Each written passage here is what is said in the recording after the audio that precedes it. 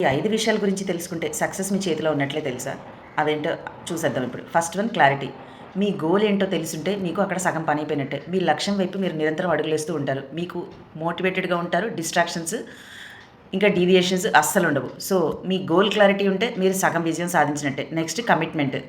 Motivation ఒక్కో రోజు ఉంటుంది, ఉండకపోవచ్చు. కానీ కమిట్మెంట్ ఉన్నవాళ్ళు మాత్రం నిరంతరం తమ గమ్యం వైపు ప్రయాణం చేస్తూనే ఉంటారు. ఎక్కడ ఆగరు. కమిట్మెంట్ అనేది మీకు మీరు ఇచ్చుకునే ప్రామిస్ లాంటిది.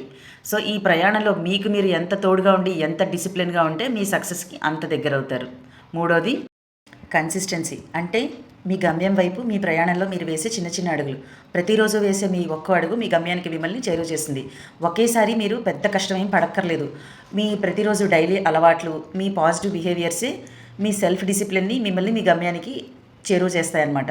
నాలుగోది కంట్రోలింగ్. అంటే మీ చుట్టుపక్కల ఉన్న వాతావరణాన్ని, మీ అలవాట్లను, మీ పరిస్థితులను అన్నీ మేనేజ్ చేసుకుంటూ మీ గమ్యం వైపు మీరు అడుగులు వేయడము. సోషల్ మీడియా తక్కువగా చూడడము, మిమ్మల్ని మీ టైంని, ఎనర్జీని డిస్ట్రాక్ట్ చేసే వాటికి దూరంగా ఉండడము.